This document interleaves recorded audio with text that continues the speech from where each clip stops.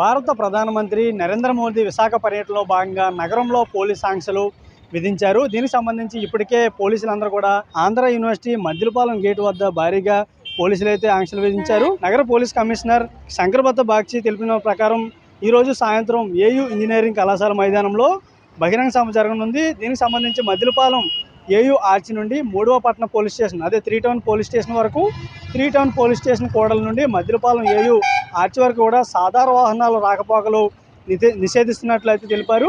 ప్రధాని మోదీ పర్యటనకు సంబంధించి ఉత్తరాంధ్ర నుండి 2 లక్షల పైగా జనాభా వచ్చే అవకాశం ఉన్నందున భారీ స్థాయిలో ట్రాఫిక్ అంతరాయం జరగనుంది.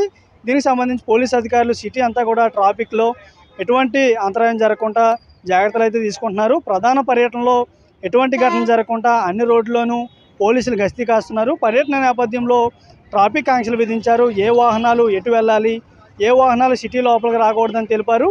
ఉదయం నుండి కూడా సభ ముగిసే వరకు శ్రీకాకుళం, విజయనగరం నుండి విశాఖ మీదుగా అనకాపల్లి వెళ్ళే భారీ వాహనాలన్నీ కూడా పెందుర్తి, సబ్బవరం మీదుగా మళ్లిస్తారు.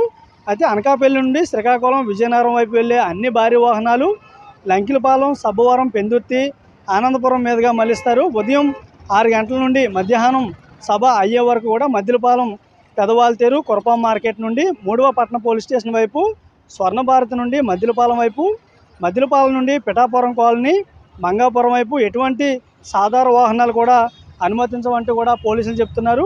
ప్రజలందరూ కూడా తాము సహకరించాలి. ఏదైతే మోదీ పర్యటన నేపథ్యంలో ఈ ట్రాఫిక్ ఆంక్షలని కూడా విధించాం, అందరూ కూడా సహకరిస్తే సభ దిగ్విజయంగా పూర్తి అవుతుందని చెప్పేసి అంటున్నారు.